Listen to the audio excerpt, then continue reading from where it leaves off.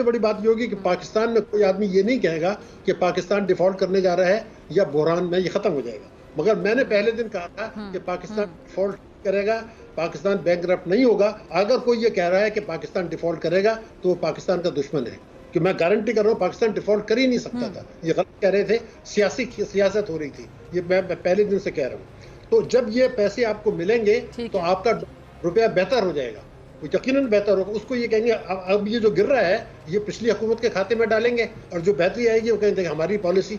जय हिंद दोस्तों, मैं महेंद्र शर्मा स्वागत करता हूं वन वर्ल्ड हिंदी में आपका। उम्मीद करता हूं आप खुश और स्वस्थ हैं। दोस्तों आइए दिखाते हैं पाक मीडिया की एक और लेटेस्ट डिबेट, जिसमें कैसे ये पाकिस्तानी अब बौखला गए हैं, क्योंकि पाकिस्तान की मईशत तबाह हो चुकी है और इकोनॉमी बिल्कुल बर्बाद हो चुकी है। तो कहीं ना कहीं आज पूरा पाकिस्तान त्रस्त हो चुका है महंगाई से, और हुक्मरानों को कुछ भी दिखाई नहीं दे रहा है कि करे क्या, क्योंकि ये अब पाकिस्तानी मीडिया खुद कह रही है कि हमने हर देश के आगे हाथ फैला के देख लिया। तो इसका कारण क्या है कि कोई भी देश हमें लोन या कोई कर्ज नहीं दे रहा है, क्योंकि सभी देशों ने IMF की तरफ टकटकी लगा रखी है, और दूसरी तरफ डॉलर के रेट दिन ब दिन बढ़ते जा रहे हैं और डॉलर पाकिस्तान में खत्म होते जा रहे हैं। तो कहीं ना कहीं आज पूरा पाकिस्तान इतना त्रस्त हो चुका है कि पाकिस्तान में ना ही तो खाने को दाने हैं, और ना ही पीने को पानी है, और ना ही रोजगार के साधन है। तो कहीं ना कहीं आज पूरी पाकिस्तान को इस डिफॉल्ट के कगार पे लाने के लिए हुकूमतों का सबसे बड़ा योगदान रहा है। दूसरी तरफ ये देखा जाए तो ये कैसे फिजा खान बोल रही है, एक इमरान खान जिसकी वजह से पूरा पाकिस्तान आज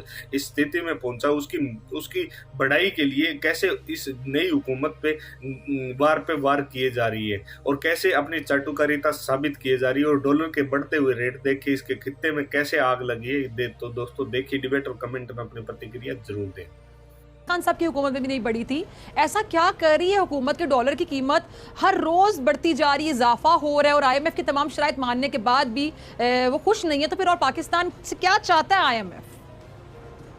डॉक्टर साहिबा आपका बहुत शुक्रिया। पहले मैं आपसे यह अर्ज कर दूं कि जब पिछली इमरान खान साहब की हुकूमत गई थी तो 182 रुपए का डॉलर था, 182, आज ये 210 रुपए का हो। पाकिस्तान की तारीख में ऐसी कोई मिसाल मौजूद नहीं है कि इतनी मुख्तसर मुद्दत में इतना रुपए की कदर गिरी हो। डॉलर तो ऊंचा नहीं, हम गिर रहे हैं, नंबर एक। दूसरा सवाल, दो सवाल हैं, क्योंकि मेरे हिसाब से जो कुछ हो रहा है ये मिस्टीरियस है, पुरअसरार है, और इसका जवाब अब नहीं तो कभी न कभी देना पड़ेगा। पहला सवाल ये है कि 19 अप्रैल को बन गई थी, वजीर खजाना जो है बन गए थे, तो 2 महीने में क्या कर रहे हैं भाई? IMF के साथ बैठे, वो कहते हैं जी हमारी ये शराइत है, उस पर बात कर लें। नहीं का तो आपके ऑप्शन नहीं था, चूंकि बिजनेस गिरा रहे हैं। तो 2 महीने से जो आप कर रहे थे, तो इसके पीछे मकसद क्या था? ये एक सवाल पैदा होगा। दूसरी चीज कि हुकूमत पाकिस्तान और स्टेट बैंक अगर चाहते तो रुपए की कदर को बेहतर रख सकते थे, गिरने से रोक सकते थे, रिजर्व बढ़ा सकते थे। उन्होंने कोई कोशिश नहीं की। माजी में कई मिसालें मौजूद हैं, और मुझे पता है कि हुकूमत पाकिस्तान ने अब एक्सचेंज कंपनीज को बुलाएं, फॉरेन बैंक से बात करें, जी 4% इंटरेस्ट है, हम आपको 13% देते हैं, आप 2 महीने के लिए हमें पैसा दे दें। ये जो तबाही बर्बादी, 3,500 अरब रुपए के कर्जे आपके बढ़ गए। तो थोड़ा आपने कोशिश क्यों नहीं की कि आप रिजर्व बढ़ाएं, जबकि बढ़ा सकते हैं। मैं आज भी कह रहा हूं बढ़ा सकते हैं, और माजी में भी बढ़ाए गए हैं। इमरान खान के दौर में भी इमरान खान ने गवर्नर स्टेट बैंक को बुला के डांटा था कि ये क्या हो रहा है, और अगले दिन रिजर्व जो है, डॉलर जो है वो रुपया इंप्रूव कर गया। ऐसा हुआ था। हाँ। सवाल है, मिस्टीरियस है कि ये 2 सवालों के जवाब दे दें, मगर डार साहब ने इसका जवाब दिया है। डार साहब ने ये कहा है कि मुझे सलाहियत पर यकीन नहीं है। डार साहब कौन है? जो नवाज शरीफ साहब के दस्ते रास्त हैं, जहां वज़ीर आज़म शहबाज शरीफ इनको लेके और कैबिनेट को लेके वहां से मशवरा करने गए थे। तो वो ये कहते हैं कि 170 पे डॉलर होना चाहिए, डार साहब के अल्फाज। मगर मेरी जो कैलकुलेशन से 170 गलत है, 180 पे होना चाहिए था। 180 और 2000 जो है, ये 10 में बहुत बड़ा फर्क है। $75 $75 बिलियन की जो इंपोर्ट्स हैं आपकी, तो वो अगर कन्वर्ट होती 180 पे या 2 पर तो कितना होता, और अब 210 पे हो रही तो रुपए कितना होता? ड्यूटी कितनी गवर्नमेंट को बढ़ी, कस्टम ड्यूटी, सेल्स टैक्स, उनका तो बढ़ गया। मईशत, महंगाई और ये सब जो तबाही आई, इसका हिसाब कौन देगा? एक तो ये चीज है, क्यों कर रहे हैं ये इस किस्म का? हमें तो जाए ये सब जो हो रहा है ये क्यों हो रहा है? क्यों नहीं हो सकता कि आप IMF से मामला तय करके IMF से अगर आप अमेरिका से आपने सिफारिश कराई है, अब वैसे भी हो जाएगा, तो अमेरिका से सिफारिश करानी थी तो लेंस तो नहीं होता, तो आप शुरू में करा लेते, मेरे ख्याल अप्रैल के आखिरी हफ्ते में करा लेते। ये किस चीज का इंतजार कर रहे थे? बॉटम पे चलते। और IMF के जो है शराइत अच्छा डॉक्टर साहब, वैसे वजीर खजाना ने जो दावा किया, आपको भी पता, कह रहे जी IMF का प्रोग्राम बहाल होने वाला है, तो उसके बाद कोई आपको उम्मीद है बेहतरी की तरफ मामला जाएंगे? 200% जाएंगे आर्जी तौर पर। मैं आपको बता दूं क्यों। जिस दिन IMF से आपका मामला तय हुए, चाइना $5 अरब का कर्जा देने के लिए तैयार है। इमदाद की बात नहीं कर रहा, कर्जा वो आपको दे देगा $5 अरब। अच्छा, सऊदी, ठीक है, बिल्कुल शरह सूद पे देगा, मत देगा। सऊदी अरब जो है वो $2 अरब देगा।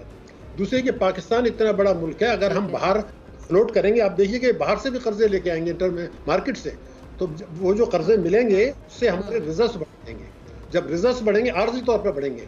और सबसे बड़ी बात ये होगी कि पाकिस्तान में कोई आदमी ये नहीं कहेगा कि पाकिस्तान डिफॉल्ट करने जा रहा है या बुहरान में ये खत्म हो जाएगा। मगर मैंने पहले दिन कहा था कि पाकिस्तान डिफॉल्ट करेगा, पाकिस्तान बैंकरप्ट नहीं होगा। अगर कोई ये कह रहा है कि पाकिस्तान डिफॉल्ट करेगा तो वो पाकिस्तान का, सबसे बड़ी बात ये होगी कि पाकिस्तान में कोई आदमी ये नहीं कहेगा कि पाकिस्तान डिफॉल्ट करने जा रहा है या बुहरान में ये खत्म हो जाएगा।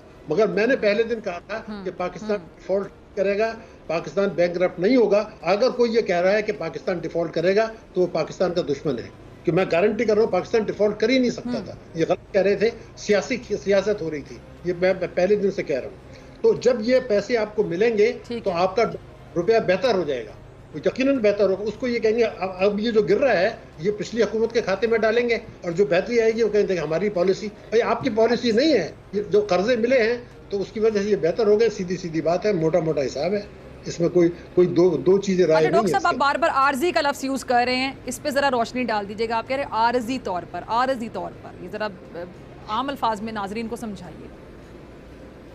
डॉक्टर साहिबा, बात बिल्कुल सिंपल है कि आपका हमारा ये देख लीजिए कि जुलाई से मैं अप्रैल तक का देख रहा था कि हमारा करंट अकाउंट का जो खसारा है वो $13.5 अरब का है, $13.5 अरब का।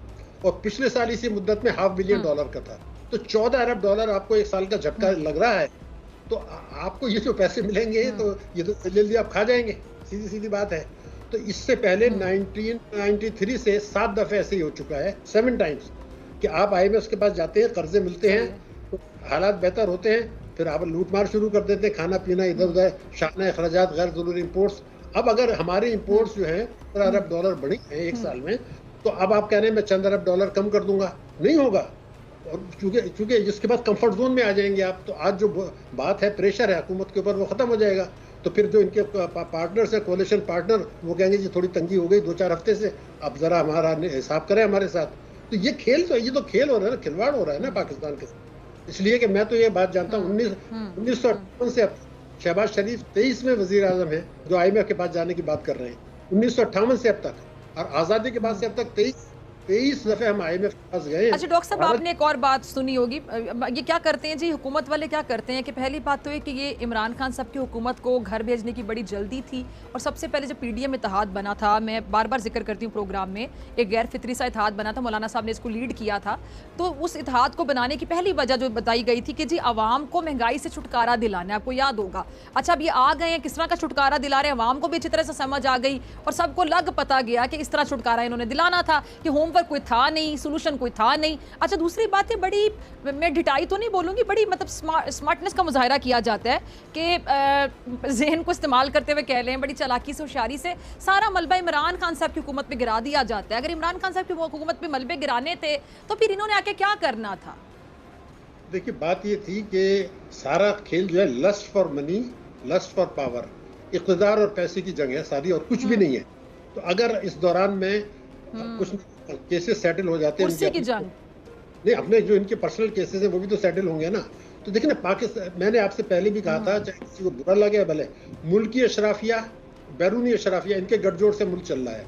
अब मुल्की अशराफिया जो है वो उसका मईशत से, आम से कोई ताल्लुक नहीं है। महंगाई तो मैं आपको आज कह रहा हूँ कि लाख कोशिश कर लें, अगले 3 महीने में महंगाई जो आज है उससे बहुत ज्यादा होगी। अगर मिफ्ता इस्माइल कहते नहीं होगी तो जरा आके बात कर लें, कैसे नहीं होगी, बिल्कुल बढ़ेगी महंगाई। वो इनका एजेंडा नहीं है। ये तो आप बातें कर रहे हैं ना महंगाई की, भाई महंगाई का ये तो अपना देखना है कि हम इन्होंने IMF से एक और दरखास्त भी कर दी है। उन्होंने ये नहीं, अगर ये चाहते तो पेट्रोल पे कुछ कंसेशन दे सकते थे, मगर इन्होंने क्या कहा मैं आपको बताऊं। इन्होंने ये कहा कि जो आपने हमें $3 अरब दे, $6 अरब का कर्जा, इसको $8 अरब कर दें, $2 अरब हमें और एक्स्ट्रा दे दें, और जो सितंबर 22 में हो रहा है इसको जून तक ले जाएं, ताकि मेरे दौर में इससे मिलती रहें, बाद में कोई देखा जाएगा बाद में। इस वक्त जो है खेल कुछ और चल रहा है, ये वो अपना खेल कर रहे हैं। उसके बाद जब ये कर्जे आने शुरू होंगे, फला सब कुछ होगा, तो कुछ अर्से पहले एक रिलीफ का पैकेज की बात शुरू होगी, रिलीफ के पैकेज, रिलीफ पैकेजेस दिया करेंगे। ठीक।